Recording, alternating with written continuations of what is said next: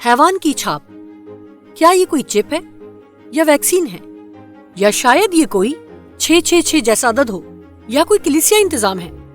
क्या इसका नतीजा ईज़ा रसानी होगा? क्या बाइबल मुकद्दस की पेशन गोई हमें इस बात से आगाह करती है कि बचने के लिए हमें खुदा की छाप लेना जरूरी है? आप बाइबल मुकद्दस में से इन जवाबात को जानना चाहेंगे? इसलिए सब्सक्राइब करना और घंटी के निशान को क्लिक करना ना भूलें ताकि हर वीडियो से आप आगाह रहें। मेरा नाम कैमी उटमैन है और आप देख रहे हैं बाइबल मुकद्दस की पेशन गोइयों को जानना। दुनिया में तबाही बढ़ती जा रही है। There were reports of an active shooter. सियासत में अजीब सूरत हाल है और आलमी वबा ने दुनिया को लपेट में ले रखा है। It feels like the end of the world. क्या हम न्यू वर्ल्ड ऑर्डर की तरफ जा रहे हैं? आगे क्या होने वाला है? आइए बैनुल-अक़वामी मुकर्रिर कैमी उटमैन के साथ मिलकर बाइबल की सच्चाइयों और आपके बहुत से सवालात के जवाबात जानें। कैमी ने दुनिया में सफर के दौरान बहुत से नाकाबिले यकीन मौजज़ात का जिंदगी और मौत की कशमकश के दौरान मुशाहिदा किया, जिससे आप पर जाहिर होगा कि खुदा ने किस तरह मुस्तकबिल को बेहतर तौर पर जानने में हमारी रहनुमाई की। हम मिलकर जानेंगे कि बाइबल मुकद्दस की नबूवतें माजी की निस्बत आज तेजी से अमल में आ रही हैं और हम मुस्तकबिल के लिए कैसे उम्मीद रखें। बाइबल मुकद्दस की पेशन गोइयों को जानना की एक और नई किस्त के साथ खुशामदीद। अब अगर आप ये प्रोग्राम पहली मर्तबा देख रहे हैं तो आप awr.org/बाइबल पर जाकर गुजरी तमाम इकसात देख सकते हैं। गुजरे कल का मौजू मेरे पसंदीदा मौजूआत में से एक है। मुझे ये बात सोचकर निहायत इत्मीनान महसूस होता है कि मोहब्बत भरा खुदा हमें बचाने के लिए सब कुछ कर रहा है। आज का मौजू एक ऐसा मौजू है जो ऐसे लोगों की भी तवज्जो हासिल कर लेगा जो बाइबल मुकद्दस पर यकीन नहीं रखते। इस मौजू को हॉलीवुड वालों ने भी बहुत ज्यादा मशहूर किया और इसी मौजू को गलत तरीके से समझा गया। हैवान की छाप एक संजीदा मौजू है जिसका गहरा मुताला होना चाहिए। आप इसके लिए जरूर मेरा साथ देना चाहेंगे। जिन मौजूआत पर हमने बात की, क्या आपके पास इनसे मुतालिक कोई सवाल है, या हो सकता है इन मौजूआत से हटकर आपके पास कोई सवालात हों? अगर आपके पास कोई दुआइया दरख्वास्त है तो नीचे दिए गए लिंक पर क्लिक करें। आपके सवालात के जवाबात देना और दुआइया दरख्वास्त सुनना हमें अच्छा लगेगा। आइए दुआ करके अपने मौजू छाप की तरफ बढ़ते हैं। आसमानी बाप, मुझे खाली कर, मुझे अपने पाक रूह से भर। आपका बर्तन होते हुए मैं आज यहाँ सिर्फ वही अल्फाज बोलूं जो आपकी तरफ से हों, और खुदावन हमें इस मौजू छाप को वाज़े तौर पर समझने में मदद करें। खुदावन ये जानना हमारे लिए बहुत जरूरी है। हमारे दिलों को खोलें ताकि हम आपकी मोहब्बत में और ज्यादा गहरे हो जाएं, ताकि इस संजीदा बात को सीखने में भी हम आपकी मोहब्बत को देख सकें। यसु मसीह के कीमती नाम में आमीन। मैं आपको माइकल के मुतालिक बताना चाहूंगी, जो तंजानिया के शुमाली इलाके में रहता था। उसकी एक खूबसूरत बीवी और खानदान था और वो बेचने के लिए सब्जियां उगाया करता था। लड़कपन में वो एक मसीही था, मगर वक्त गुजरने के साथ वो आहिस्ता आहिस्ता खुदा को भूल गया। माइकल ने अपना घर बसा लिया, शादी कर ली और बेचने के लिए सब्जियां उगाने लगा। उसे अपने खूबसूरत बागीचे पर बहुत रश्क था और वो हमेशा उसे साफ रखता था। मगर फिर कुछ ऐसा हुआ जिसने उनकी पुरअमन जिंदगी में मदाखलत की और माइकल की फसल को तबाह कर दिया। उसे बहुत ही खतरनाक सूरत हाल का सामना करना पड़ा। जंगली सुअर उसके पौधों को तबाह कर रहे थे, उसकी सब्जियां खा रहे थे। फसलों की देखभाल करने के लिए उसने रात भर जागना शुरू कर दिया। एक रात जब एक तवील वक्त गुजारने के लिए आग जलाने की वो तैयारी कर रहा था, उसने अपना रेडियो ऑन किया। जो स्टेशन पर रेडियो चल रहा था वो इसके लिए नया था, लेकिन वो उस पैगाम से काफी हद तक वाकिफ था। कई साल गुजर गए थे, उसने यसु मसीह के बारे में नहीं सुना था। वो तमाम बातें उसने कभी बहुत पहले सुनी थीं। इस मर्तबा रात बहुत तेजी से गुजर गई। सुबह तक वही रेडियो स्टेशन चल रहा था, जिसके मुतालिक बाद में उसे मालूम हुआ कि वो एडवेंटिस्ट वर्ल्ड रेडियो था। दूसरी रात माइकल ने दोबारा वही रेडियो स्टेशन लगाया और इस बार उसने अपने 5 पड़ोसियों को दावत दी कि मिलकर उसके साथ रेडियो प्रोग्राम सुने। तीसरी रात रेडियो पर ईमान से मुतालिक पैगाम सुनाया जा रहा था। इस पैगाम ने उसके दिल को इस कदर छुआ कि उसने अपने दोस्तों से कहा, हमारी फसलों की हिफाजत के लिए खुदा काफी है, हम क्यों सारी रात जागें। माइकल ने फैसला किया कि वो खुदा को एक मौका देगा। वो आजमा कर देखेगा कि आया खुदा सच में है या नहीं। उस रात माइकल खेत में फसल की हिफाजत के लिए जाने के बजाय घर में रुका रहा। उसने अपने खानदान को जमा किया और उन्होंने मिलकर रेडियो सुना और खुदा के तहफ्फुज के लिए दुआ की। अगली सुबह माइकल अपनी फसलों को देखने को निकला और ये देखकर हैरान रह गया कि उसकी फसल को कोई नुकसान नहीं पहुंचा। وہ اس قدر خوش تھا کہ یہ خوشی کی خبر اپنے گھر والوں کو سنانے کے لیے گھر کو دوڑا گیا۔ اپنی زندگی میں پہلی بار اس نے اس بات کو جانا کہ خدا حقیقت میں موجود ہے اور اس کی فکر کرتا ہے۔ ہر رات مائیکل گھر جاتا، ریڈیو سنتا اور پرامن نیند سونے سے پہلے تحفظ کے لیے خدا سے دعا مانگتا۔ اس کے پڑوسیوں نے سوال کرنا شروع کر دیے۔ انہوں نے دیکھا کہ سور اس کے کھیت سے گزرتے ضرور ہیں مگر صرف ارد گرد کی فصلیں کھاتے۔ انہیں اس بات کا یقین تھا کہ اس نے جادو ٹونا کیا ہے۔ ان کے سوالوں پر مائیکل نے انہیں خوشی سے ریڈیو اور خدا کے متعلق بتایا، یعنی اس خدا کے متعلق جو آپ کے فصلوں کی حفاظت کرتا ہے۔ مائیکل کے کچھ پڑوسیوں نے بھی فیصلہ کیا کہ وہ خدا کو آزمائیں گے، اسی لیے رات کو اپنے کھیتوں کی حفاظت کے لیے جانے کے بجائے انہوں نے گھر میں رہ کر ایڈوینٹسٹ ورلڈ ریڈیو سننا شروع کر دیا۔ سوروں نے ان کی فصلوں کو بھی نقصان پہنچانا ختم کر دیا۔ زیادہ عرصہ نہیں گزرا تھا کہ مائیکل کے خاندان اور اسی گاؤں کے 30 اور لوگوں نے جمع ہو کر بپتسمے کے ذریعے اپنی زندگیاں خداوند یسوع کو دینے کا فیصلہ کیا۔ مسکراتے ہوئے مائیکل نے بتایا کہ وہ ایڈوینٹسٹ ورلڈ ریڈیو کے شکر گزار ہیں، کیونکہ اگر ہم اس ریڈیو کو نہ سنتے تو ہم ابھی بھی تاریکی میں سوروں سے اپنی فصلوں کی حفاظت کر رہے ہوتے اور ریڈیو پر یسوع مسیح کے متعلق نہ سن پاتے۔ 3 سال بعد بھی مائیکل کا باغیچہ ہمیشہ پھلتا پھولتا رہا اور جنگلی سور پھر کبھی واپس نہ آئے۔ مائیکل سب کو خدا کے متعلق بتانے میں خوشی محسوس کرتا اور اب وہ مشنری بن چکا ہے۔ یسوع کے لیے اس کی محبت دوبارہ جاگ گئی ہے اور اس کے پاس ایک جذبہ ہے جو ایمان اور اعتماد کے ذاتی تجربے سے پیدا ہوا ہے۔ یہ سب ایک ریڈیو نشریات اور دعا کا جواب دینے والے کافی بڑے خدا کا سادہ سا نتیجہ ہے۔ یہ کہانی ایک آدمی کا خدا کی دیکھ بھال پر پورا بھروسہ رکھنے کا بہترین مظاہرہ ہے۔ ہمیں زندگی کی چھوٹی چھوٹی چیزوں پر بھروسہ کرنے کی مشق شروع کرنے کی ضرورت ہے تاکہ جب بڑے مسائل سامنے آئیں تو ہم ایمان میں اس قدر مضبوط ہو گئے ہوں گے کہ ہم خدا کے لیے مضبوط موقف اختیار کر سکیں گے، چاہے حالات کیسے ہی کیوں نہ ہوں۔ خداوند کا منصوبہ سب سے بہترین ہے۔ مجموعی تصویر میں اور چھوٹی چھوٹی تفصیلات میں خداوند کا طریقہ معنی خیز ہے۔ یہ ایک حتمی انصاف ہے، لہٰذا جب ہم یہ دیکھتے ہیں کہ دنیا کیسے ختم ہوتی ہے تو ہم اس بات پر بھروسہ کر سکتے ہیں کہ خدا کیسے کام کرتا ہے، کیونکہ اس کے کام کرنے کا طریقہ محبت میں جڑا ہوا ہے۔ آج رات یہ میری دلی خواہش ہے کہ خداوند کا کلام واضح طور پر آپ کے سامنے رکھوں۔ میرا یہ ایمان ہے کہ آج رات آپ میرے ساتھ اس لیے ہیں کہ آپ حق کی تلاش میں ہیں۔ آپ کو اس بات کا فیصلہ خود کرنا ہے کہ سچ کیا ہے اور غلط کیا ہے۔ کوئی بھی ایسی بات جو خداوند کے کلام کے خلاف ہے، آپ کو اسے رد کرنے کی ضرورت ہے۔ لیکن اگر آپ سچائی کی تلاش چھپے ہوئے خزانے کی مانند کرتے ہیں تو اس سچائی کو اس طرح قبول کریں کہ وہ سچائی آپ پر روح القدس نے ظاہر کی ہے۔ عزیزو، یہ بات جاننا میرے اور آپ کے لیے بہت ضروری ہے کہ ہمیں کس بات کی توقع کرنی ہے اور کس بات کو رد کرنا ہے۔ یہ بات اس لیے اہمیت رکھتی ہے کہ جب بائبل مقدس ہمیں کسی واقعے کے متعلق آگاہ کرتی ہے تو ہمیں یقین کرنے کی ضرورت ہے کہ جو کچھ بائبل مقدس فرما رہی ہے وہ اپنے وقت پر پورا ہوگا۔ یاد رہے ہم پچھلی 9 ایک ساتھ ہیں اور میں پہلے ہی دیکھ چکی ہوں کہ خداوند کس طرح اپنی بات کو پورا کرتے ہیں۔ وہ ہمیں نبوت کے ذریعے آگاہ کرتے ہیں، اس لیے نہیں کہ ہم خوفزدہ ہو جائیں بلکہ اس لیے کہ ہمارے علم میں اضافہ ہو اور ہم دلیر ہوتے چلے جائیں۔ خداوند کی سچائی کبھی بھی کسی کو شرمندہ کرنے کے لیے نہیں بھیجی جاتی بلکہ زندگیوں کو روشن کرنے کے لیے۔ آج رات اور ہمیشہ میری کوشش یہی رہے گی کہ آپ ہرگز خوفزدہ نہ ہوں بلکہ وفادار بنیں۔ سچے مسیحی کبھی بھی لوگوں کے خلاف نہیں ہوتے، لیکن انہیں ہمیشہ اس نظام کے خلاف ہونا چاہیے جو لوگوں کو اپنا غلام بنا لیتا ہے۔ ابلیس کا مقصد ہے کہ ہمیں ہر اس چیز میں دھوکہ دے جو خدا ہماری بھلائی کے لیے ہمیں دیتا ہے، جبکہ ابلیس اسے ہماری تباہی کے لیے دیتا ہے۔ اسی لیے چناؤ آپ کا ہے۔ مکاشفہ 1 آیت۔ اس نبوت کی کتاب کا پڑھنے والا اور اس کے سننے والے اور جو کچھ اس میں لکھا ہے اس پر عمل کرنے والے مبارک ہیں، کیونکہ وقت نزدیک ہے۔ کیا آپ اپنا بھروسہ انسانوں کی بنائی ہوئی مشہور روایات پر رکھیں گے یا آج رات کے اہم اور ناقابل یقین موضوع کو سن کر خداوند پر بھروسہ کریں گے؟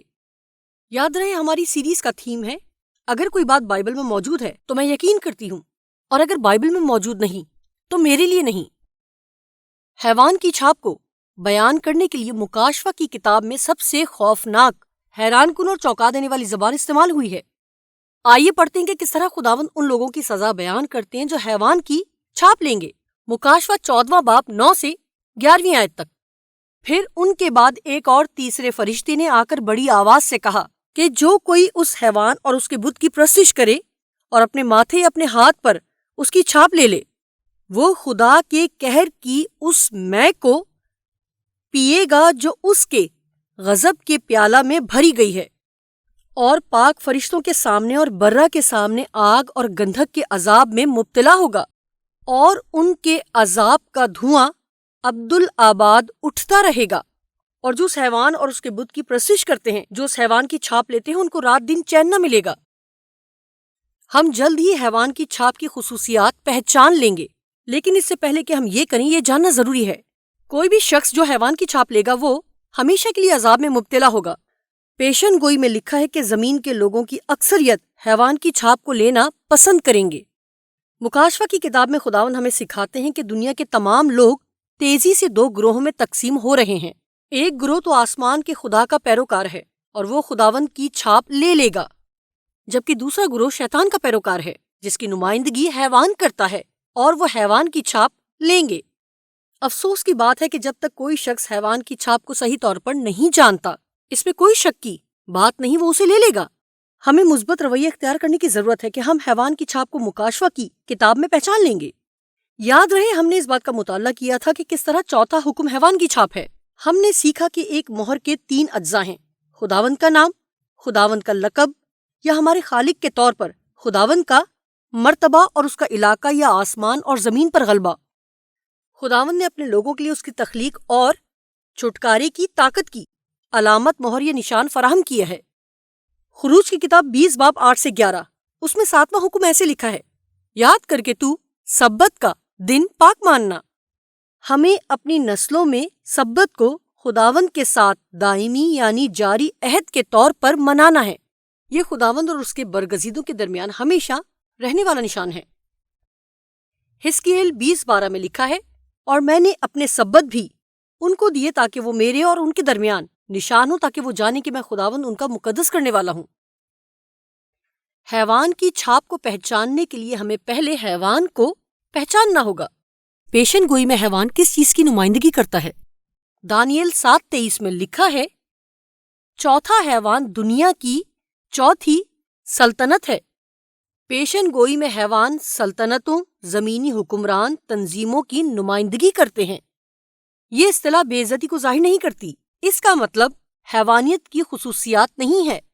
ہر حیوان کی تفصیل اس میں ملوث حکومت کی تفصیل ہے۔ مکاشفہ کی کتاب 13ویں باب کی پہلی آیت کے مطابق چھاپ کے ساتھ یہ حیوان سمندر میں سے نکلا۔ اس پیشن گوئی میں پانی کس بات کی نمائندگی کرتا ہے؟ مکاشفہ 13:1 اور سمندر کی ریت پر جا کھڑا ہوا، اور میں نے ایک حیوان کو سمندر میں سے نکلتے ہوئے دیکھا، اور اس کے 10 سینگ اور 7 سر تھے، اور اس کے سینگوں پر 10 تاج اور اس کے سروں پر کفر کے نام لکھے ہوئے تھے۔ مکاشفہ 17:15۔ پھر اس نے مجھ سے کہا: جو پانی تو نے دیکھے جن پر کسبی بیٹھی ہے وہ امتیں اور گروہ اور قومیں اور اہل زبان ہیں، سو صحیفہ خود اپنی تشریح کرتا ہے۔ پانی امتیں، گروہ اور قومیں اور اہل زبان ہیں۔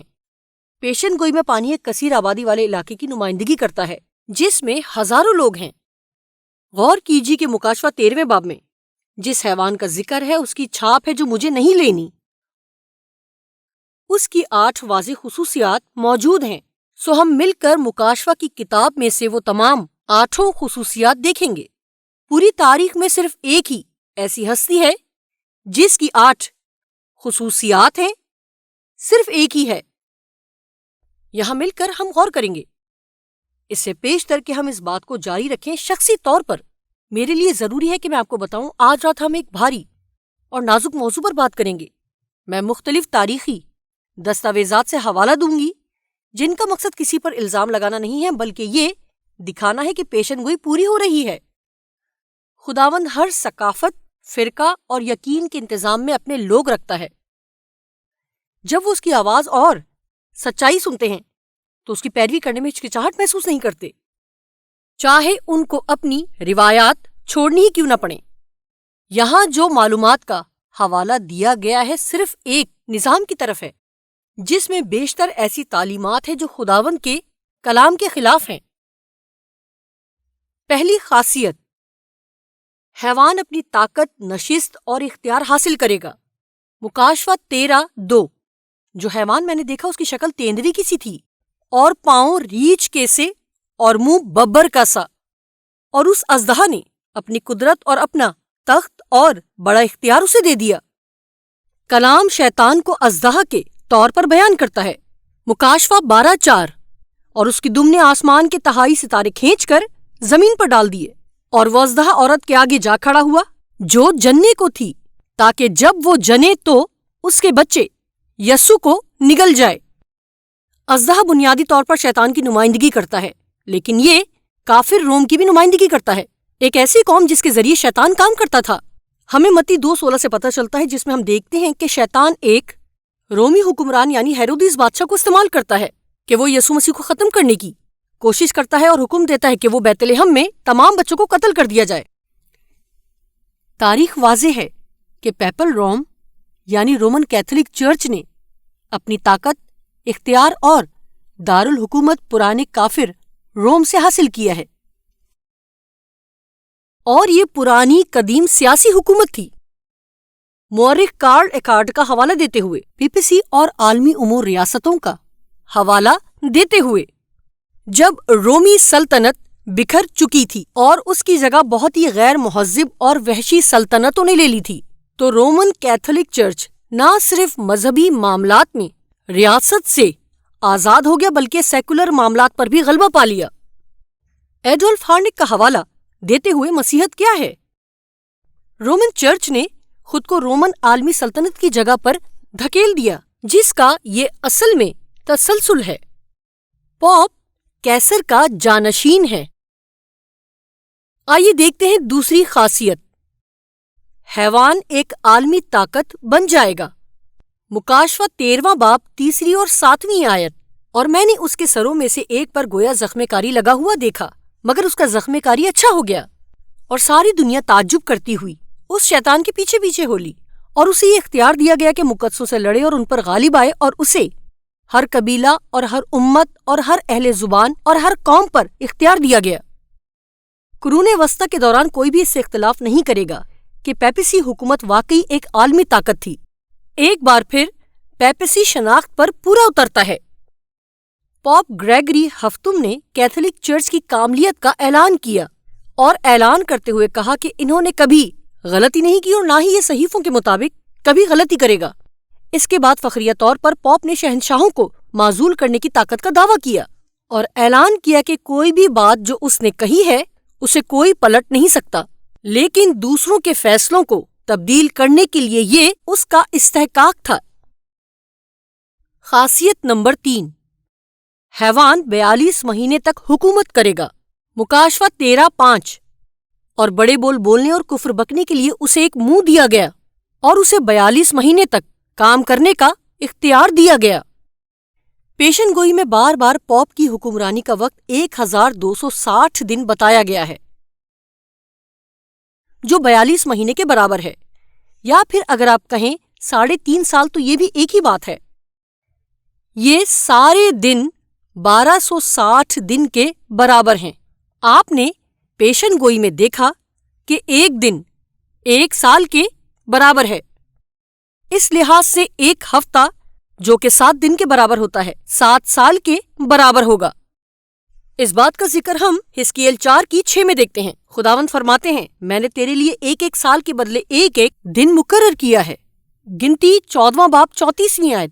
ان 40 دنوں کے حساب سے جس میں تم اس ملک کا حال دریافت کرتے رہے تھے، اب دن پیچھے ایک برس یعنی 40 برس تک تم اپنے گناہوں کا پھل پاتے رہو گے۔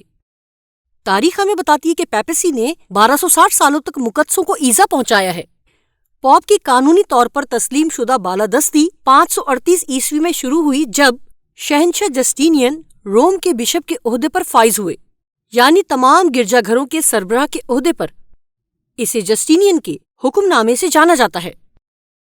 رومن امپائر کی تاریخ میں 538واں سال ایک اہم موڑ بن گیا، جب جسٹینین نے اس سال خود کو ایک فوجی ہونے کے بجائے ماہر الہیات ہونے کا اعلان کیا۔ اس نے بت پرست رومی سلطنت سے مقدس رومی سلطنت تک اپنی مینڈیٹ کی رکاوٹ کو عبور کیا۔ 538 عیسوی میں 1260 سالوں کا اضافہ ہمیں 1798 میں لے آتا ہے، جس سال پوپ کو معزول کیا گیا تھا، جب فرانسیسی جرنیل برتھیئر نپولین کے ماتحت تھے اور پوپ کو قید میں لے گئے۔ 18 ماہ بعد پوپ فرانسس جلاوطنی کے دوران انتقال کر گئے۔ اس ایکٹ سے پوپ کے فرمان نافذ کرنے کے معاملے میں طاقت ختم ہو گئی، جیسے کہ پیشن گوئی کی گئی تھی۔ خاصیت نمبر 4، حیوان کفر کا مرتکب ہوگا۔ مکاشفہ 13واں باب 5ویں اور 6ٹھی آیت۔ اور بڑے بول بولنے اور کفر بکنے کے لیے اسے ایک منہ دیا گیا اور اسے 42 مہینے تک کام کرنے کا اختیار دیا گیا، اور اس نے خدا کی نسبت کفر بکنے کے لیے منہ کھولا کہ اس کے نام اور اس کے خیمہ یعنی آسمان کے رہنے والوں کی نسبت کفر بکے۔ بائبل کفر کو خدا ہونے کا دعویٰ کرنے سے تعبیر کرتی ہے، جس طرح یوحنا 10:33 میں لکھا ہے۔ یہودیوں نے اسے جواب دیا کہ اچھے کام کے سبب سے نہیں بلکہ کفر کے سبب سے تجھے سنسار کرتے ہیں، اور اس لیے کہ تو آدمی ہو کر اپنے آپ کو خدا بناتا ہے۔ کفر گناہ معاف کرنے کا بھی دعویٰ کرتا ہے، جس طرح لوکا کی انجیل 5:21 میں لکھا ہے۔ اس پر فقیہ اور فریسی سوچنے لگے کہ یہ کون ہے جو کفر بکتا ہے، خدا کے سوا اور کون گناہ معاف کر سکتا ہے؟ تو کیا اگلا بیان کفر کہلانے کے قابل ہے؟ فرارسی کی کلیسیائی لغت سے ایک حوالہ۔ پوپ بڑے وقار کا حامل اور اس قدر بلند ہے کہ وہ محض انسان نہیں بلکہ ایسے ہی ہے جیسے وہ خدا ہے، الہی بادشاہ اور اعلیٰ شہنشاہ بادشاہوں کا بادشاہ، کہ اگر ممکن ہوتا کہ فرشتے ایمان میں غلطی کرتے اور ان کا فیصلہ کیا جاتا تو وہ پوپ کے ذریعے خارج کر دیے جاتے۔ کرسٹوفر مارسلس کا حوالہ دیتے ہوئے 5ویں لیڈران کونسل میں تقریر، تم زمین پر ایک اور خدا ہو، کیتھولک نیشنل سے لیا گیا اقتباس۔ پوپ نہ صرف یسوع مسیح کا نمائندہ ہے بلکہ وہ خود یسوع مسیح ہے جس نے خود کو گوشت کے پردے میں چھپا لیا ہے۔ دوسرا تسلنیکیوں 2:3 اور 4، کسی طرح سے کسی کے فریب میں نہ آنا، کیونکہ وہ دن نہیں آئے گا جب تک کہ پہلے برگشتگی نہ ہو اور وہ گناہ کا شخص یعنی ہلاکت کا فرزند ظاہر نہ ہو، جو مخالفت کرتا ہے اور ہر ایک سے جو خدا یا معبود کہلاتا ہے اپنے آپ کو بڑا ٹھہراتا ہے، یہاں تک کہ وہ خدا کے مقدس میں بیٹھ کر اپنے آپ کو خدا ظاہر کرتا ہے۔ آئیے ایک حوالہ لیتے ہیں کیتھولک مذہب کا کیٹیکزم 1924 سے۔ سوال: کیا خادم واقعی گناہوں کو معاف کرتا ہے یا صرف اعلان کرتا ہے کہ گناہ معاف کر دیے گئے ہیں؟ جواب: خادم واقعی اور صحیح معنوں میں یسوع مسیح کی طرف سے دی گئی طاقت کے وسیلے گناہ معاف کرتا ہے۔ سینٹ الفانس لگوری کا حوالہ دیتے ہوئے خادم کے وقار اور فرائض۔ خادم کے پاس کنجیوں کی طاقت ہے، یا یوں کہہ لیجئے کہ گناہ گاروں کو جہنم سے نجات دلانے کی طاقت ہے تاکہ انہیں جنت کے قابل بنایا جا سکے، اور خداوند خود ان کے فیصلے کی پابندی کرنے کے پابند ہے۔ خادم کو ایک خاص انداز میں خالق کا خالق کہا جا سکتا ہے۔ مقدس لارنس جسٹینین کہتے ہیں، خادم کو دوسرے مسیح کی حیثیت سے قربان گاہ کے پاس آنے دو۔ خاصیت نمبر 5، حیوان کو کاری زخم لگے گا اور وہ زخم جلد اچھا بھی ہو جائے گا اور ساری دنیا اس کے پیچھے ہو لے گی۔ مکاشفہ 13:3، اور میں نے اس کے سروں میں سے ایک پر گویا زخم کاری لگا دیکھا، مگر اس کا زخم کاری اچھا ہو گیا اور ساری دنیا تعجب کرتی ہوئی اس حیوان کے پیچھے پیچھے ہو لی۔ انگریزی کا لفظ جو تعجب کے لیے استعمال ہوا ہے اس میں او آیا ہے نہ کہ اے، جس سے مراد یہ ہے کہ وہ جسمانی طور پر حیوان کا پیچھا نہیں کریں گے یا اس کے پیچھے آوارہ نہیں پھریں گے۔ یہ ایک علمی فعل ہے۔ وہ تعجب کرتے ہوئے حیوان کے پیچھے ہو لیے تاکہ ان کی ذہنیت بالکل حیوان جیسی ہو۔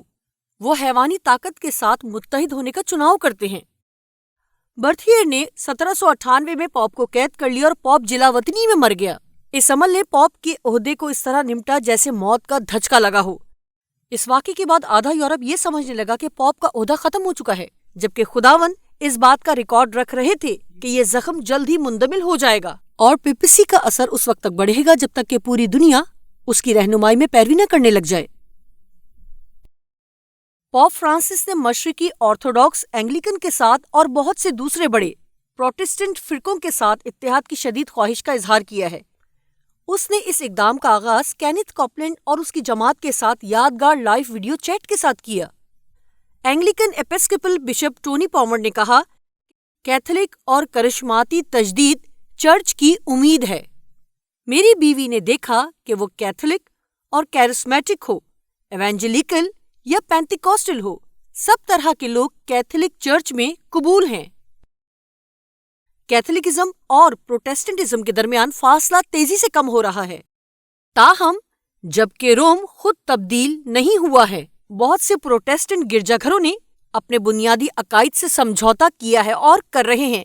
روم کی انسان ساختہ روایات کے خلاف روم سے مشابہت اور احتجاج نہیں کر رہے ہیں۔ پیپسی کا اثر اور طاقت مسلسل بڑھ رہی ہے۔ پونٹیفیکل ایئر بک کی مردم شماری کے مطابق پچھلی صدی میں دنیا بھر میں کیتھولک کی تعداد 3 گنا سے زیادہ تقریباً 1.3 بلین ہو گئی ہے۔ دنیا آج پوپ کو عالمی اتحاد، محبت، امن اور شائستگی کی واحد امید کے طور پر دیکھتی ہے، بالکل اسی طرح جیسے خدا کی پیش گوئی تھی۔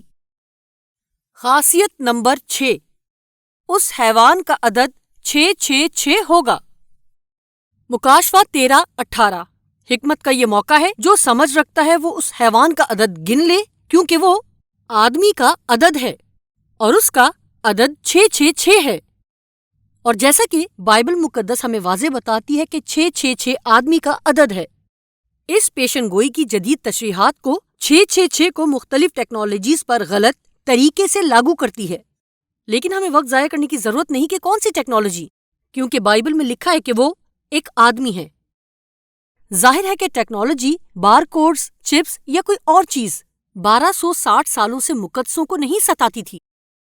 انہوں نے خدا ہونے کا دعویٰ کر کے کفر نہیں بکا، اور چپس گناہوں کو معاف کرنے کا دعویٰ نہیں کرتے، بلکہ یہ صفات حیوانی طاقت یعنی مخالف مسیح سے تعلق رکھتی ہیں۔ تاہم اس سے پہلے کہ ہم کسی بھی ہستی کو مخالف مسیح پکاریں، یقین ہونا چاہیے کہ مخالف مسیح کی جو تفصیل بائبل مقدس فراہم کرتی ہے وہ اس پر پورا اترتا ہو۔ یہ متن ہمیں واضح طور پر بتاتا ہے کہ وہ عدد نہ صرف آدمی کا بلکہ حیوان کا بھی ہے۔ 666 کا عدد پیپسی پر لاگو ہوتا ہے، یعنی ایک ایسی بادشاہت جس کی نمائندگی ایک حیوان کرتا ہے، جیسا کہ پوپ کے عنوانات کی چارٹ میں دکھایا گیا ہے، اور یہ اس بادشاہی کے اعلیٰ ترین حکمران کی تعداد ہے۔ اسے گناہ کے شک سے ملانا، جیسا کہ ہم نے پہلے دوسرا تسلنیکیوں 2 باب کی 3 آیت میں پڑھا۔ پوپ کے سرکاری القابات میں سے ایک وائکیریس فیلائیڈے اور vicar of the son of God, جس کی تصدیق آسانی سے پیپل کینن اور دوسری کیتھولک اشاعتوں میں ملتا ہے۔ 1943 کے ایک نوٹری والے صفحے پر امریکی کیتھولک یونیورسٹی کے یوہانس کاسٹن نے کہا کہ وائکیریس فیلائیڈے کے ٹائٹل کے ساتھ، اور شاید آپ جانتے ہوں، ایک اور ٹائٹل وائکیریس کرسٹی بھی پوپ کے لیے استعمال ہونے والا عام ٹائٹل ہے۔ ایک جیزٹ اشاعت سے ہمارے سنڈے وزیٹر کا حوالہ دیتے ہوئے، پاپا روم کا ٹائٹل ہے وائکیریس فیلائیڈے، یہ ان کے مائٹر پر لکھا ہے، اور اگر آپ ان حروف کو ایک ساتھ جوڑتے ہیں تو وہ 666 بنتا ہے۔ Protestant doctor Henry Grattan Guinness کے حوالے سے، جو کہ بابل اور حیوان سے لیا گیا ہے، 1799 میں اعلیٰ عہدے کا ایک انگریز افسر تھا جس نے روم میں رہتے ہوئے پوپ صاحب کے تمام زیورات اور قیمتی چیزوں کا جائزہ لیا، اور اس دریافت ہوئے پوپ کے تاج پر یہی نوشتہ یعنی وائکیریس فیلائیڈے لکھا ہوا ہے۔ آج بہت سے پروٹیسٹنٹ پوپ کے بجائے پوری انسانیت پر 666 کا اطلاق کرنا چاہتے ہیں۔ اگر کیتھولک اور پروٹیسٹنٹ، یہاں تک کہ جیزوئٹس بھی اس ٹائٹل پر متفق ہیں، اور معاشرے نے بھی ہر قیمت پر پوپ کی حفاظت کی قسم کھائی ہے، اور وہ سب اپنی اشاعتوں میں اس کی تصدیق کرتے ہیں، رومن ہندسوں کو لیں اور انہیں آپس میں جمع کریں جیسا کہ اسکرین پر دکھایا جا رہا ہے، تو پھر وی کی ویلیو برابر ہے 5 اور آئی کی ویلیو برابر ہے 1 کے، اور اسی طرح سی برابر ہے 100 کے ہر حرف کو شامل کرنے سے 666 بنتا ہے۔ نیو ایڈوینٹ کیتھولک انسائکلوپیڈیا کا حوالہ دیتے ہوئے، 14ویں صدی سے پوپ کے تاج کے 3 درجے ہیں۔ ویٹیکن کے مطابق 3 درجے پوپ کے ٹرپل پاور کی علامت ہے: بادشاہوں کا باپ، دنیا کا گورنر اور مسیح کا کاہن۔ خاصیت نمبر 7، حیوان ایک مذہبی طاقت ہوگا۔ یہ عبادت میں شامل ہے۔ مکاشفہ 13واں باب 5ویں اور 8ویں آیت۔ اور بڑے بول بولنے اور کفر بکنے کے لیے اس کو ایک منہ دیا گیا، اور اسے 42 مہینے تک کام کرنے کا اختیار دیا گیا، اور زمین کے وہ سب رہنے والے جن کے نام اس برہ کی کتاب حیات میں لکھے نہیں گئے جو بنائے عالم کے وقت سے ذبح ہوا ہے، اس حیوان کی پرستش کریں گے۔ پوپ کا عہدہ اس سے پہلے کی کافر بادشاہتوں سے مختلف ہے، کیونکہ یہ ایک سیاسی اور مذہبی طاقت ہے۔ یہ طاقت سیکولر حکومت نہیں ہے، بلکہ روحانی معاملات بھی اس میں شامل ہیں۔ عبادت کا لفظ صرف مکاشفہ 13 میں 4 مرتبہ استعمال ہوا ہے، 4 مرتبہ۔ یہ وہ باب ہے جس میں جھوٹی عبادت کے اختلاف انتباہ دیا گیا ہے۔ پوپائس نہم کا حوالہ دیتے ہوئے 8 دسمبر 1864 عبادت کی دیگر تمام اقسام کو چھوڑ کر کیتھولک مذہب لوگوں کا واحد مذہب ہونا چاہیے، صرف اور صرف واحد مذہب۔ خاصیت نمبر 8، حیوان مقدسوں کے ساتھ جنگ کرے گا اور انہیں ستائے گا۔ مکاشفہ 13:7۔ اور اسے یہ اختیار دیا گیا کہ مقدسوں سے لڑے اور ان پر غالب آئے، اور اسے ہر قبیلہ اور امت اور اہل زبان اور قوم پر اختیار دیا گیا۔ پروٹیسٹنٹ مسیحیوں پر انتہائی خوفناک جرائم کے جھوٹے الزامات لگائے گئے اور انہیں بڑی آفات کا سبب قرار دیا گیا۔ سلطنت کے خلاف باغیوں کے طور پر ان کی شدید مذمت کی گئی۔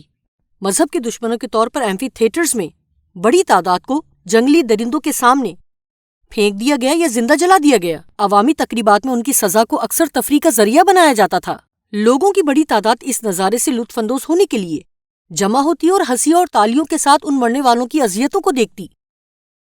اور جیسا کہ مورخین ڈی آوجین اور وائلی کہتے ہیں، صرف ایک واقعے میں 10 لاکھ لوگوں سے زائد کا قتل عام ہوا۔ جان کیلون کے ایک خط کا حوالہ دیتے ہوئے جو اس نے شہنشاہ چارلز پنجم کو لکھا، میں ایسے شخص کو مسیح کا خادم ماننے سے انکار کرتا ہوں جو غصے میں انجیل کی ایذا رسانی کا باعث ہے اور اپنے رویے سے یہ ظاہر کرتا ہے کہ وہ مخالف مسیح ہے۔ ڈبلیو لکی کی کتاب history of the rise and influence of the spirit of rationalism کا حوالہ دیتے ہوئے، چرچ آف روم نے بنی نوع انسان کے درمیان کسی بھی دوسرے ادارے کے مقابلے میں جو کبھی موجود ہیں بے شمار بے گناہوں کا خون بہایا ہے۔ جان ڈینیل کی کتاب دی گریٹ ڈیزائن ایکسپوزڈ کا حوالہ دیتے ہوئے، غیر جانبدار محقق کے لیے تاریخ رومنزم کے کسائی کی طرح کی گئی تباہی، جہاں پورے شہر اور آبادی بے رحمی سے صرف اس لیے مٹا دیے گئے کہ انہوں نے کیتھولکزم کے طریقے سے ہٹ کر عبادت کی۔ پہلا یوحنا 2 باب کی 22ویں آیت، کون جھوٹا ہے سوا اس کے جو یسوع کے مسیح ہونے کا انکار کرتا ہے؟ مخالف مسیح وہی ہے جو باپ اور بیٹے کا انکار کرتا ہے۔ جن ذرائع سے یہ حوالے دیے گئے ہیں، اس کا مطلب ہرگز کسی گروہ پر حملہ کرنا نہیں ہے، بلکہ یہ ابلیس پر حملہ ہے جو اس تمام گڑبڑ کا ذمہ دار ہے۔ خداوند نے ہمیں خود اس بات سے آگاہ کیا ہے کہ اس نظام کی ایک چھاپ ہے جو کہ ہمیں نہیں لینی ہے۔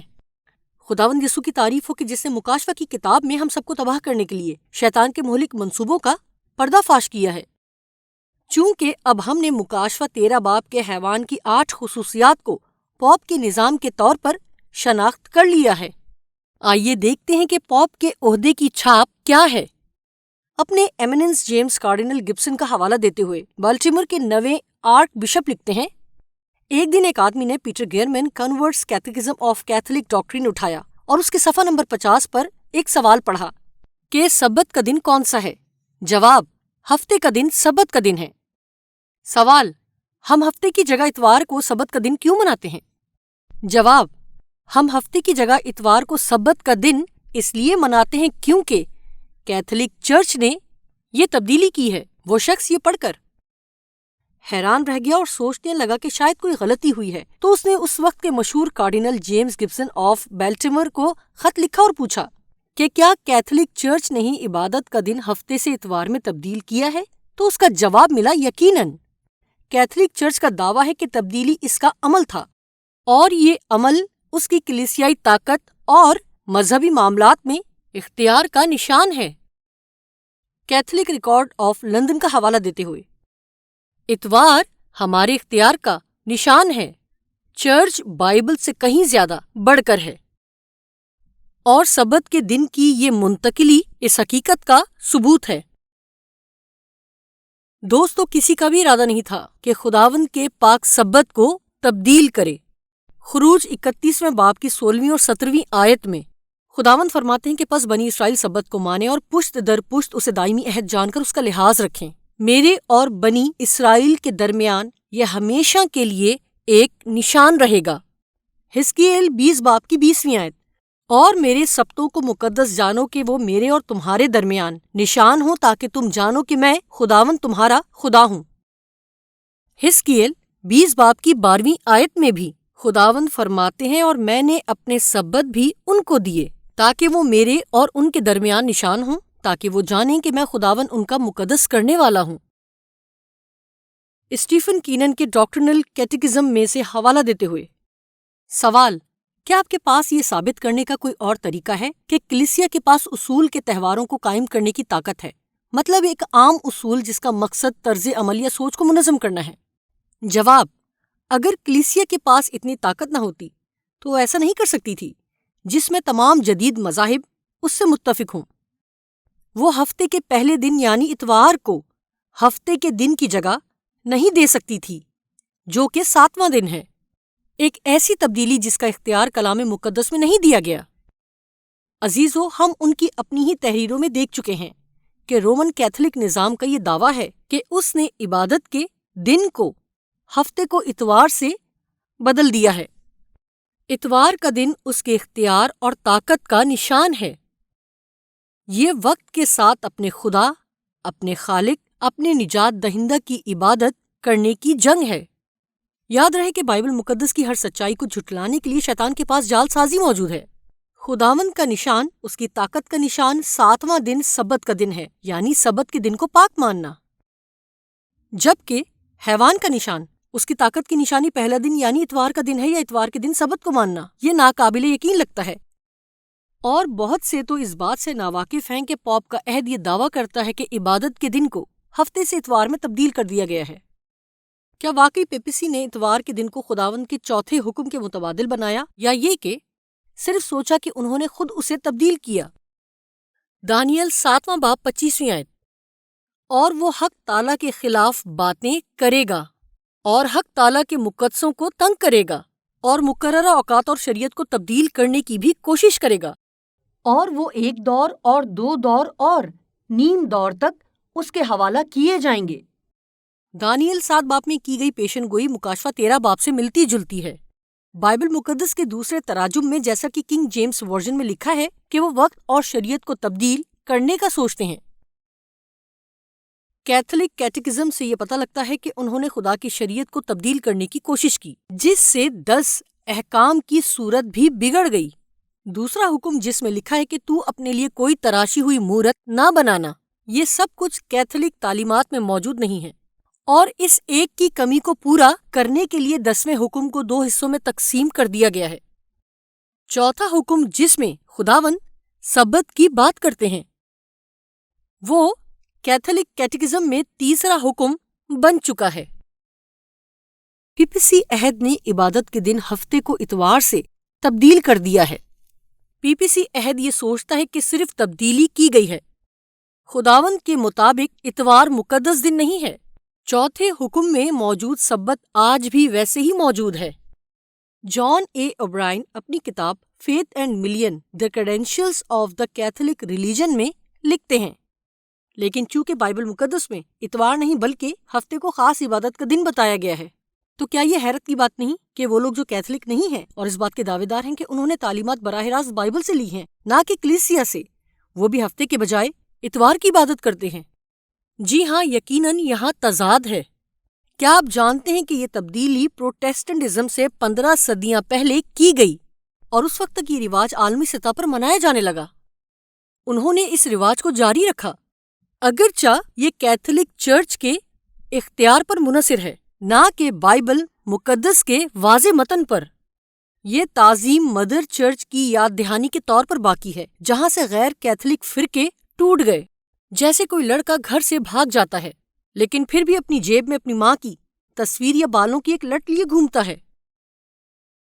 عزیزو، کیا آپ جانتے ہیں کہ جب مذہبی رہنما صرف 9 حکموں پر عمل کرتے ہیں اور لوگوں کو اس کے سبت کے حکم سے ٹھوکر کھانے کا سبب بنتے ہیں تو خداوند کو بہت تکلیف ہوتی ہے۔ اپنے قدیم مذہبی رہنماؤں پر خداوند کی کیا تنقید تھی؟ ملاکی 2 باب 7 سے 9 آیات۔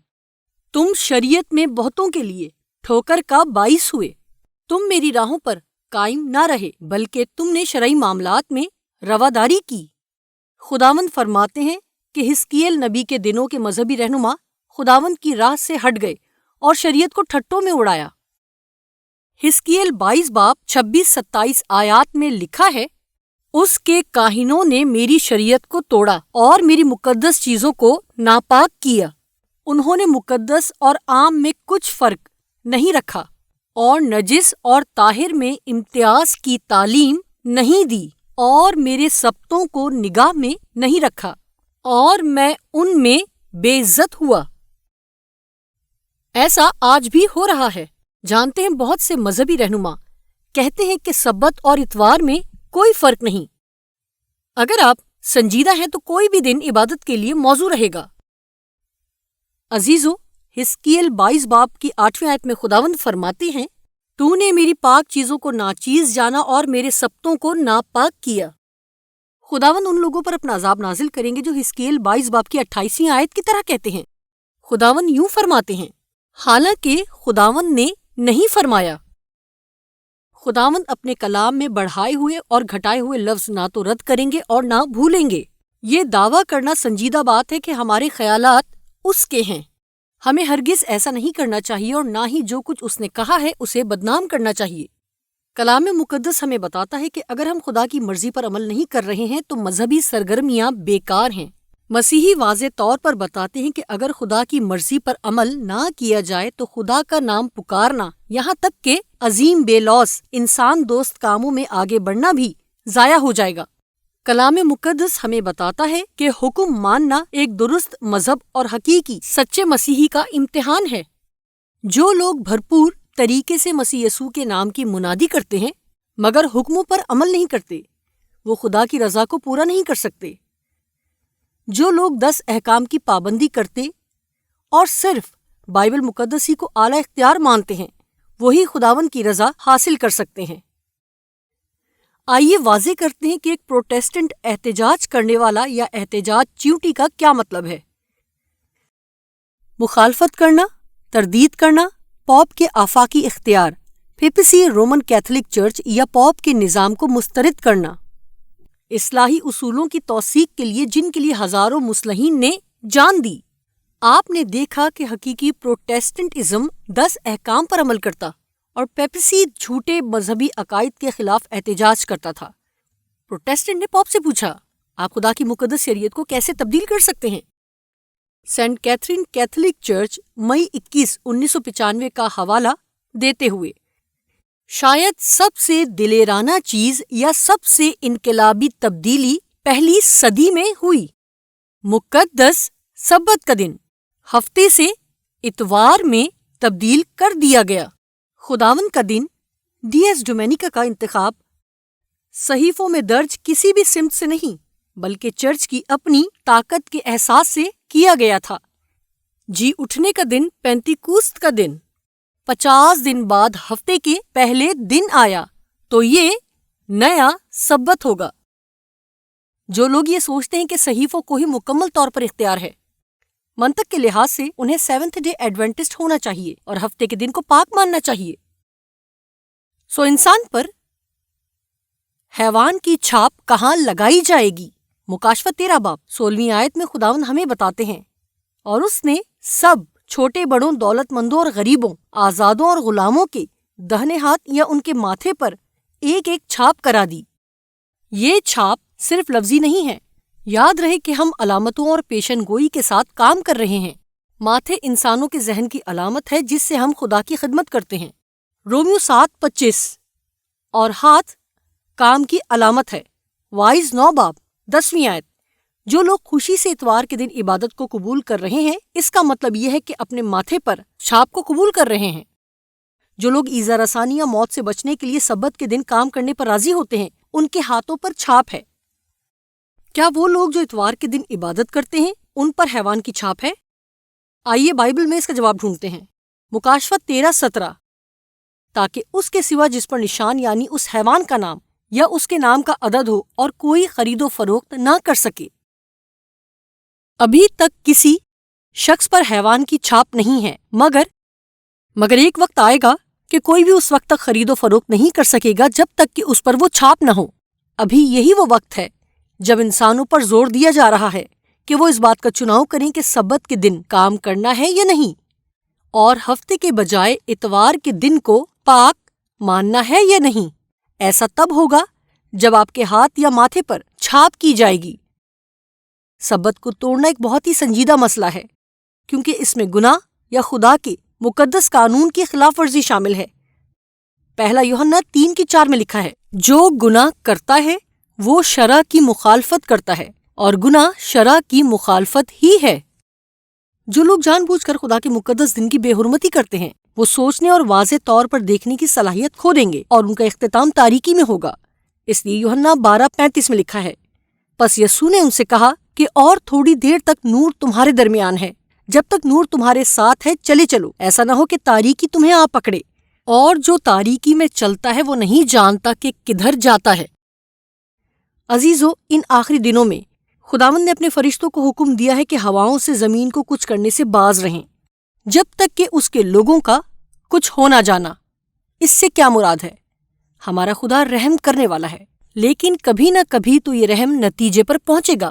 ابھی بھی آپ کے پاس وقت ہے کہ آپ خدا کی راہ اختیار کریں۔ مکاشفہ 7:1-3 میں لکھا ہے، اس کے بعد میں نے زمین کے چاروں کونوں پر 4 فرشتے کھڑے دیکھے، وہ زمین کی چاروں ہواؤں کو تھامے ہوئے تھے، تاکہ زمین یا سمندر یا کسی درخت پر ہوا نہ چلے۔ میں نے ایک اور فرشتے کو زندہ خدا کی مہر لیے ہوئے مشرق سے اوپر کی طرف آتے دیکھا۔ اس نے ان 4 فرشتوں سے جنہیں زمین اور سمندر کو ضرر پہنچانے کا اختیار دیا گیا تھا بلند آواز سے پکار کر کہا کہ جب تک ہم اپنے خدا کے بندوں کے ماتھے پر مہر نہ کر لیں، زمین اور سمندر اور درختوں کو ضرر نہ پہنچانا۔ ہوائیں چلنا، جھگڑے، جنگوں اور ہنگامے کی نمائندگی کرتے ہیں۔ خداوند زمین سے تباہ کن تباہی کو روک رہا ہے جب تک کہ اس کے لوگ اس کے حق میں یا اس کے خلاف اور تمام چیزوں کے بارے میں فیصلہ نہ کر لیں جس کے لیے وہ کھڑا ہے۔ یہ دعویٰ کرنا کافی نہیں کہ ہم خداوند کی خدمت کرتے ہیں، بلکہ ہمیں اس کا حکم بھی بجا لانا چاہیے۔ آخری دنوں میں خداوند کا قہر کن پر بھڑکے گا؟ مکاشفہ 14:9-10 آیت۔ پھر ان کے بعد ایک اور تیسرے فرشتے نے آ کر بڑی آواز سے کہا کہ جو کوئی اس حیوان اور اس کی بت کی پرستش کرے اور اپنے ماتھے یا اپنے ہاتھ پر اس کی چھاپ لے لے، وہ خدا کے قہر کی اس خالص مے کو پیے گا جو اس کے غضب کے پیالہ میں بھری گئی ہے، اور پاک فرشتوں کے سامنے اور برا کے سامنے آگ اور گندھک کے عذاب میں مبتلا ہوگا۔ اسی کے ساتھ مل کر آئیے سیکھتے ہیں کہ خدا کا غضب کیا ہے۔ مکاشفہ 15:1 آیت۔ پھر میں نے آسمان پر ایک اور بڑا اور عجیب نشان یعنی 7 فرشتے 7 پچھلی آفتوں کو لیے ہوئے دیکھے، کیونکہ ان آفتوں پر خدا کا قہر ختم ہو گیا ہے۔ عزیزو، حکموں کو ماننے والے مسیحی ہونے کی حیثیت سے کیا ہمیں ان آفتوں سے خوفزدہ ہونے کی ضرورت ہے؟ بالکل نہیں۔ جیسا ہمارے نجات دہندہ نے کہا ہے، ڈرو مت، اور ہمیں بہت سے قیمتی وعدے دیے ہیں جن کا ہم دعویٰ کر سکتے ہیں، جیسا کہ زبور 91:10-11۔ تجھ پر کوئی آفت نہیں آئے گی اور کوئی وبا تیرے خیمہ کے نزدیک نہ پہنچے گی، کیونکہ وہ تیری بابت اپنے فرشتوں کو حکم دے گا کہ تیری سب راہوں میں تیری حفاظت کریں۔ آمین۔ وہ لوگ جن پر خداوند کی چھاپ ہے ان سے تحفظ کا وعدہ کیا گیا ہے، وہ ہر آفت سے بچائے جائیں گے۔ اب آپ میں سے بہت سے لوگ پوچھیں گے کہ کیا پیشن گوئی میں امریکہ کا ذکر ہے؟ آئیے ایک بہت گہرے مطالعے پر مختصر نظر ڈالتے ہیں۔ مکاشفہ 13:11-12۔ پھر میں نے ایک اور حیوان کو زمین سے نکلتے ہوئے دیکھا۔ جس وقت پہلی آیت کا حیوان قید میں چلا گیا، 10ویں آیت، اس کے برکے سے 2 سینگ تھے اور اژدہا کی طرح بولتا تھا۔ صرف ایک قوم ہے جو دوسرے حیوان کے طور پر اہل ہے۔ جس طاقت کا ذکر کیا گیا ہے اسے ایک طاقتور قوم بننا ہے تاکہ دنیا کی تمام قوموں پر اختیار استعمال کرے۔ اسے اس زمین سے باہر نکلنا ہے جو غیر مقبوضہ ہے۔ اس قوت کی خصوصیات برا کی جیسی ہوں گی، آزادی اور مساوات کے سے اعلیٰ اصول ہوں گے، مسیح کی سی صفات ہوں گی، مگر اژدہا کی مانند بولتے ہوئے وہ ختم ہو جائے گی۔ امریکی آئین 1789 میں نافذ ہوا۔ اس 1260 سال کی پیشن گوئی کے اختتام کے وقت کے ارد گرد اس وقت امریکہ آزاد ہوا تھا جیسا کہ خدا نے پیشن گوئی میں بتا دیا تھا۔ اس وقت 1850 میں ڈبلن قوم نے امریکہ کو شاندار اور ابھرتی ہوئی قوم کہا۔ زمین کی خاموشی کے دوران روزانہ اس کی طاقت اور فخر میں اضافہ ہوتا ہے۔ آپ نے دیکھا کہ برہ کی مانند اس کے 2 سینگ ہیں۔ برہ کی طرح سینگ جوانی اور معصومیت کی نشاندہی کرتے ہیں اور نرمی ریاست ہائے متحدہ کے کردار کی نمائندگی کرتی ہے۔ جب وہ 1789 میں نبی کے سامنے پیش کیا گیا، وہ حیوان جس کے برہ کی مانند سینگ ہے اژدہا کی مانند بولتا ہے۔ اس تضاد کی طرف اشارہ کرتا ہے کہ یہ قوم جس بات کا دعویٰ کرتی ہے بمقابلہ جو کچھ عمل کرتی ہے، پیشن گوئی کی جاتی ہے کہ وہ اس اژدہا کی طرح بولے گا اور پہلے حیوان کی تمام طاقت کا استعمال کرے گا۔ یہ بات واضح طور پر عدم برداشت کے جذبے اور ایذا رسانی کی ترقی کی پیشن گوئی کرتی ہے۔ یہ دوسرا حیوان لوگوں سے کون سی 2 المناک چیزیں کرواتا ہے؟ مکاشفہ 13 باب 12 اور 16۔ اور یہ پہلے حیوان کا سارا اختیار اس کے سامنے کام میں لاتا تھا اور زمین اور اس کے رہنے والوں سے اس سے پہلے حیوان کی پرستش کراتا تھا جس کا زخم کاری اچھا ہو گیا تھا، اور اس نے سب چھوٹے بڑوں، دولت مندوں اور غریبوں، آزادوں اور غلاموں کے دہنے ہاتھ یا ان کے ماتھے پر ایک ایک چھاپ کرا دی۔ امریکہ حیوان کی چھاپ حاصل کرنے کے لیے لوگوں کو مجبور کرنے میں آگے بڑھے گا، اور یہ شاندار ملک جلد ہی مذہبی آزادی سے دستبردار ہو جائے گا، ان لوگوں کو جھوٹی عبادت پر مجبور کرے گا۔ جب ریاست ہائے متحدہ امریکہ کے سرکردہ گرجا گھر نظریات کے مشترکہ نکات پر متحد ہوتے ہیں، وہ اپنے اداروں کو برقرار رکھنے کے لیے اپنے احکام کو نافذ کرنے کے لیے ریاست پر اثر انداز ہوں گے، تب پروٹیسٹنٹ امریکہ رومن درجہ بندی کی ایک شبیہ بن چکی ہوگی، اور اس کے تمام تر مراکز پر دیوانی سزاؤں کے نفاذ کا نتیجہ لامحالہ ہوگا۔ دوسرا حیوان لوگوں کو کس طرح اکسائے گا کہ وہ اس کی بات سنیں؟ اب دیکھیے مکاشفہ 13:13۔ اور وہ بڑے بڑے نشان دکھاتا تھا، یہاں تک کہ آدمیوں کے سامنے آسمان سے زمین پر آگ نازل کر دیتا تھا، اور زمین کے رہنے والوں کو ان نشانوں کے سبب سے جن کے اس حیوان کے سامنے دکھانے کا اس کو اختیار دیا گیا تھا اس طرح گمراہ کر دیتا تھا کہ زمین کے رہنے والوں سے کہتا تھا کہ جس حیوان کے تلوار لگی تھی اور وہ زندہ ہو گیا اس کا بت بناؤ۔ تصویر محض ایک کاپی ہے، اس میں اصل انسان کی خصوصیات ہوتی ہیں۔ پوری تاریخ میں وہ نظام جس میں یہ 8 خصوصیات ہیں وہ ہے رومن کیتھولک نظام۔ جی ہاں، رومن کیتھولک نظام، جو کہ مکاشفہ 13 باب میں موجودہ پہلا حیوان ہے۔ عزیزو، تاریخ میں جائیے اور خود اپنے آپ دیکھیے۔ یہ ایسی طاقت تھی جس نے اپنے عقائد کو نافذ کرنے کے لیے ریاستی وسائل کا استعمال کیا، چاہے یہ تمام کے تمام عقائد خدا کے کلام کے خلاف ہی کیوں نہ ہوں۔ دوسرا حیوان بھی ایسا ہی کرے گا، یہ بات پیشن گوئی سے پتہ چلتی ہے۔ ہم اپنے دلوں میں ان تمام باتوں کے ہونے کے آثار دیکھ رہے ہیں۔ دوسرا حیوان لوگوں کو قطار میں کھڑا کرنے کے لیے بائیکاٹ اور جان سے مارنے کی دھمکیوں سے استفادہ کرے۔ مکاشفہ 13 باب 15 سے 17 آیات۔ صحیفوں کے مطابق چھاپ کو قبول نہ کرنے والوں پر اقتصادی پابندیاں لگا کر زبردستی مجبور کیا جائے گا کہ چھاپ لگوائیں۔ تصویر جبری عبادت کے ساتھ چرچ اور ریاست کا اتحاد ہے۔ برا کی مانند دکھنے والا حیوان اژدہا کی مانند بولے گا۔ عزیزو، یاد رکھیں، خدا آپ کو عبادت یا اطاعت پر مجبور نہیں کرتا، بلکہ محبت میں وہ ہمیشہ انتخاب کی آزادی دیتا ہے۔ شاگردوں نے اس بارے میں کیا کہا کہ ہمیں خدا کی اطاعت کرنی چاہیے یا انسان کی؟ اعمال 5:29۔ پطرس اور رسولوں نے جواب میں کہا کہ ہمیں آدمیوں کے حکم کی نسبت خدا کا حکم ماننا زیادہ فرض ہے۔ متی کی انجیل 15:9۔ اور یہ بے فائدہ میری پرستش کرتے ہیں کیونکہ انسانی احکام کی تعلیم دیتے ہیں۔ یہ حوالہ ہمیں خبردار کرتا ہے کہ انسان کی تعلیمات پر عمل کرنے کا کوئی فائدہ نہیں ہے، کیونکہ یہ بے معنی، بے اثر، فضول اور بے وقوفی ہے۔ کیا میں ایسا کر سکتی ہوں کہ حیوان کی چھاپ خود پر نہ لوں؟ مکاشفہ 14:12۔ مقدسوں یعنی خدا کے حکموں پر عمل کرنے والوں اور یسوع پر ایمان رکھنے والوں کے صبر کا یہی موقع ہے۔ یہ ہیں خدا کے مقدسین جو بچائے گئے تاکہ ہمیشہ کے لیے آسمان پر رہیں، کیونکہ انہوں نے 10 احکام کو مانا اور خداوند کے کردار کو ہم پر واضح کیا، اور جو یسوع مسیح سے محبت کرتے تھے اور اس کی مانند بننا چاہتے تھے، کیونکہ یسوع مسیح نے بھی احکام کی پیروی کی۔ اب سوال یسوع مسیح سے یا مخالف مسیح سے وفاداری کا ہے۔ بڑا تنازع یہ ہے کہ آپ کس کی عبادت کرتے ہیں۔ حیوان کی چھاپ اتوار کی عبادت کے برابر ہے، جو کہ ایک انسان کی خود ساختہ روایت ہے۔ مکاشفہ 13:4۔ اور چونکہ اس اژدہا نے اپنا اختیار اس حیوان کو دے دیا تھا، اس لیے انہوں نے اژدہا کی پرستش کی۔ تو ظاہر ہے کہ انہوں نے نادانستہ طور پر اژدہا کی پرستش کی، کیونکہ اژدہا نے اپنا اختیار حیوان کو دے دیا۔ یہ ایک جعلی نظام ہے اور دنیا اس حیوان کی طرح سوچنے اور اسی کی ذہنیت پر عمل کرنے لگی ہے، جبکہ خدا کی چھاپ سبت کے دن عبادت کرنا ہے۔ خدا کا آزادی کا قانون مکاشفہ 22 کی 14 آیت میں لکھا ہے، مبارک ہے وہ جو اپنے جامے دھوتے ہیں، کیونکہ زندگی کے درخت کے پاس آنے کا اختیار پائیں گے۔ ہر شخص کو فیصلہ کرنا ہے کہ وہ خدا کی طرف ہے یا خدا کے خلاف ہے۔ متی کی انجیل 12:30، جو میرے ساتھ نہیں وہ میرے خلاف ہے، اور جو میرے ساتھ جمع نہیں کرتا وہ بکھیرتا ہے۔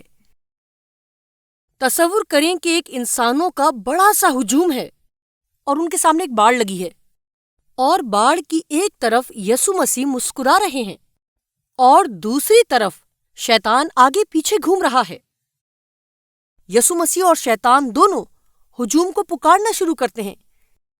ایک ایک کر کے ہر شخص اپنا فیصلہ کرتا ہے کہ اپنا آقا ہونے کے لیے وہ کسی چنے، یسوع مسیح کو یا شیطان کو۔ ان میں سے آخری شخص فیصلہ کرتا ہے کہ وہ دونوں میں سے کسی کو نہیں چنے گا، اس کے بجائے وہ باڑ پر چڑھ کر بیٹھ جاتا ہے اور وہ جھکنے کو ہرگز تیار نہیں ہے۔ اور اسی وقت یسوع مسیح اپنے پیروکاروں کے ساتھ مل کر چلے جاتے ہیں اور شیطان اپنا گروہ لے کر غائب ہو جاتا ہے، اور وہ باڑ پر بیٹھا شخص اکیلا مسکرا رہا ہے اور سوچ رہا ہے کہ میں کتنا ہوشیار ہوں۔ لیکن اچانک ایک دھواں اسے اپنی طرف آتے دکھا تو پہچان لیا کہ یہ شیطان اور اس کے ساتھی ہیں، اور شیطان اس سے مخاطب ہو کر کہتا ہے کہ چلو چلیں۔ حیرت زدہ آدمی جواب دیتا ہے، نہیں نہیں نہیں، میں نے تمہارا چناؤ نہیں کیا، میں نے کسی کا چناؤ نہیں کیا۔ اور شیطان مسکرا کر کہتا ہے، تم نے چناؤ کیا ہے، دیکھو جس باڑ پر تم ہو اس کا مالک میں ہوں۔ عزیزو، میرے ذہن میں کوئی شک نہیں کہ میں باڑ کے کس طرف ہونا چاہتی ہوں۔ آپ کا کیا خیال ہے؟ یسوع مسیح ہمیں خبردار کرتے ہیں کہ جو میری طرف نہیں وہ میرے خلاف ہے۔ عزیزو، فیصلہ نہ کرنا ہی آپ کا اپنا فیصلہ ہے۔ اگر آپ مسیح کو نہیں اپناتے اور اپنا شخصی نجات دہندہ قبول نہیں کرتے تو آپ کو کون بچائے گا؟ بائبل مقدس واضح طور پر بتاتی ہے کہ یسوع مسیح ہی دروازہ ہیں آسمان پر جانے کا واحد راستہ۔ یوحنا کی انجیل 14:6، کوئی میرے وسیلے کے بغیر باپ کے پاس نہیں آ سکتا۔ ہمیں یسوع مسیح کا چناؤ کرنا ہے اور اس کی سچائی کے لیے کھڑے ہونا ہے۔ آج رات ہم اس کے الفاظ دیکھ رہے ہیں، عزیزو وہ جلد آ رہا ہے، اب اور دیر نہ کریں۔ عزیزو، کیا آج رات آپ کسی باڑ پر بیٹھے ہوئے ہیں؟ کیا آپ کو ایسا لگتا ہے کہ یسوع مسیح اس وقت آپ کو بلا رہے ہیں؟ کیا آپ بائبل مقدس میں دیکھ سکتے ہیں کہ آخری وقت کے واقعات سے متعلق کلیدی مسئلہ عبادت ہے؟ میری دعا ہے کہ آپ ان 8 شناختی خصوصیات کو جو خداوند کی طرف سے ہمیں دی گئی ہیں سمجھ سکیں کہ حیوان کی چھاپ کون ہے، جن کا ذکر مکاشفہ کی کتاب پہلے باب 3 آیت میں ہے۔ آج رات کیا آپ یہ کہنا چاہتے ہیں کہ اے یسوع، میں محبت میں آپ کی فرما برداری کرنا چاہتی ہوں؟ اگر ایسا ہے تو نیچے دیے گئے لنک کو کلک کریں اور اپنا چناؤ کریں۔ کیا آپ یہ کہنا چاہتے ہیں کہ میں نہ حیوان کی پرستش کروں گی اور نہ ہی اس کی چھاپ لوں گی؟ اس کا بھی چناؤ کر لیجئے۔ کیا آپ چاہتے ہیں کہ آپ یسوع مسیح کو بتائیں کہ آپ بائبل مقدس کے سبت کو قبول کرتے ہیں؟ آگے بڑھیں اور اپنا چناؤ کریں۔ شاید آج رات آپ یسوع مسیح کو بتانا چاہتے ہوں کہ آپ بپتسمہ لینا چاہتے ہیں، تو آگے بڑھیے اور اپنا چناؤ کیجئے۔ آئیے میں آپ کے ساتھ مل کر دعا کروں۔ پیارے آسمانی باپ، میں آپ سے دعا کرتی ہوں کہ آپ ہر اس شخص کو پرسکون کر دیں جو اس وقت آپ کے کلام مقدس سے مزاحمت کر رہا ہے۔ میں دعا کرتی ہوں کہ ہم واضح طور پر بائبل مقدس کی پیشن گوئی میں ان تمام نکات کو دیکھ سکیں جو ہمیں اس حیوان اور اس کی چھاپ کے متعلق بتاتے ہیں۔ ہم جانتے ہیں کہ آپ جلد آنے والے ہیں۔ ہم میں سے ہر ایک کو اپنا شخصی فیصلہ کرنا ہے کہ ہم کس طرف ہیں، لیکن اے خداوند، اس وقت ہر ایک کے ساتھ خاص طور پر ہوں اور اپنے کلام مقدس کی رہنمائی کے لیے اپنے پاک روح کو بھیجیں۔ میں جانتی ہوں جو اس وقت مجھے سن رہے ہیں ایسے بھی ہیں جو یشوع کی طرح میرے ساتھ مل کر یہ عہد کر رہے ہیں کہ ہم اپنے تمام گھرانے سمیت آپ ہی کی خدمت کریں گے، یسوع مسیح کے قیمتی اور قادر نام میں، آمین۔ یاد رہے، ہمارے انسٹرکٹرز بائبل مقدس سے متعلق رہنمائی اور آپ کے سوالات کے جوابات دینے کے لیے ہر سو تیار ہیں۔ صرف نیچے کلک کریں۔ میرے ساتھ یہ خوبصورت وقت بتانے کا بہت شکریہ۔ کل شام میرے ساتھ 7 بجے اس پروگرام کو ضرور دیکھیں، اور ہمارا موضوع ہوگا کسبی۔ دیکھتے رہیے بائبل مقدس کی پیشن گوئیوں کو جاننا۔ خداوند کی راہ اختیار کریں۔ شب بخیر عزیزو۔ دیکھنے کا شکریہ۔ اگر آپ مزید بائبل کی سچائیوں کو جاننا چاہتے ہیں تو نیچے دیے گئے لنک کو سبسکرائب کریں۔ میری پسندیدہ ویڈیو دیکھنے کے لیے یہاں پر کلک کریں، اور یہاں اوپر بائیں جانب پوری سیریز دیکھنے کے لیے۔ خدا آپ کو برکت دے۔